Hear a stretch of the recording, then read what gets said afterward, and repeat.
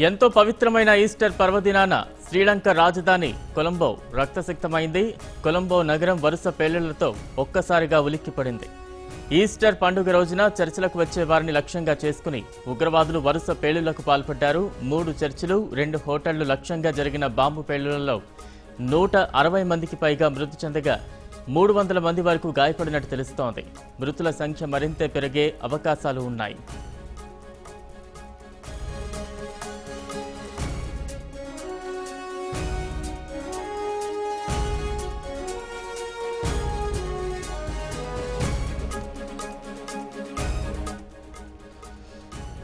కొలంబోలో ఉగ్రదాడులకు సంబంధించి మరింత విశ్లేషణ అందించేందుకు senior journalist Bharat today editor Raka Sudhakar garu phone line అందుబాటులో ఉన్నారు. Raka sir, good morning.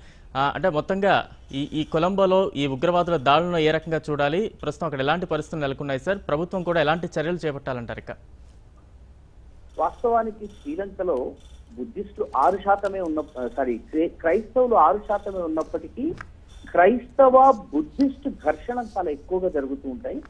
2017లో దాదాపు 20 సంఘటనలు జరిగినాయి. పోయిన సంవత్సరం కూడా దాదాపు ఒక 25 సంఘటనల వరకు క్రైస్తవ బుద్ధిస్ట్ ఘర్షణలు జరిగినాయి. శ్రీలంకలో పోపు వచ్చినప్పుడు కూడా గతంలో పోపు రాకూడదని శ్రీలంకకు క్షమాపణలు చెప్పిన తర్వాతనైనా రావాలని చెప్పి కూడా గతంలో అక్కడ ఉన్నటువంటి బౌద్ధ సంఘాలు డిమాండ్ చేసినాయి. ఆ డిమాండ్ను పోపు అంగీకరించి క్షమాపణలు చెప్పి శ్రీలంకకు వచ్చారు.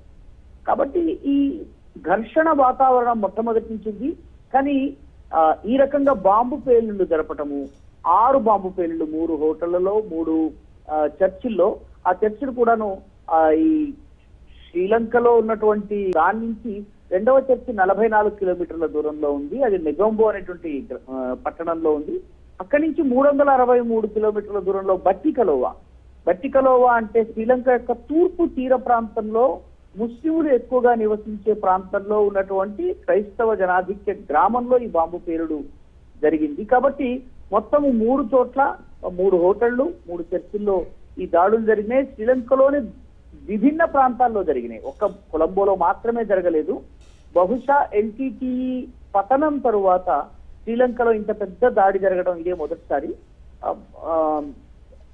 నా అంచనా, మనకున్నటువంటి అంచనా మేరకు, అధ్యయనం మేరకు ఇది బుద్ధిస్ట్ ఉగ్రవాద సంస్థలు చేసిన పనిగా మనము భావించవచ్చు. శ్రీలంకలో 2 బుద్ధిస్ట్ ఉగ్రవాద సంస్థలు ఉన్నాయి. ఒకటి బోధు బలసేన, రెండవ దాని పేరు జాతిక ఉరుమయ హేలాయ. ఈ 3 సంస్థలు, జాతిక ఉరుమయ హేలాయ అనే సంస్థ నుంచి చీలి బోధు బలసేన ప్రారంభమైంది. ఈ 2 సంస్థలు కూడా కొంత ఎక్స్ట్రీమ్ ఉగ్ర ధోరణి ఉన్నటువంటి సంస్థలు. ముస్లింల పైన క్రైస్తవుల పైన దాడులు చాలా పెద్ద ఎత్తున చేస్తూ ఉంటాయి. శ్రీలంకలో అనేక ముస్లిం మసీదుల పైన దాడి చేసినటువంటి చరిత్ర ఉంది. అదేవిధంగా హలాల్ ఇష్యూ మీద కూడా గతంలో వీళ్ళు పోరాటం చేశారు.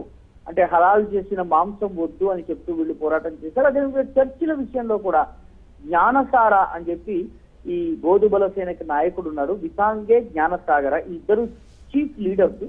ఈ సంస్థలకు చెందినటువంటి ఎక్స్ట్రీమ్ ఎలిమెంట్ ఎవరైనా ఈ బాంబులు పెట్టి ఉండవుతుంది. ఈస్టర్ లో పెద్ద సమాగమం జరుగుతుంది, క్రైస్తవులు ఎక్కువగా పాల్గొంటారు కాబట్టి దాడి చేస్తుందని భావించి ఉండవచ్చు అన్నది ఒక ప్రాథమిక అంచనా.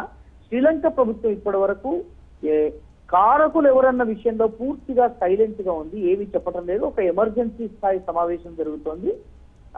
అంటే ఎల్టీటీఈకి చెందినటువంటి మిగిలిపోయిన వర్గాలు ఎవరన్నా, చిన్న వర్గాలు ఎవరన్నా క్రైస్తవ బౌద్ధ ఘర్షణలు పెట్టేందుకు ఈ దాడి చేసి ఉండవచ్చా అన్నటువంటి కోణంలో కూడా అధ్యయనాలు జరుగుతున్నాయని మనకున్నటువంటి అంచనా.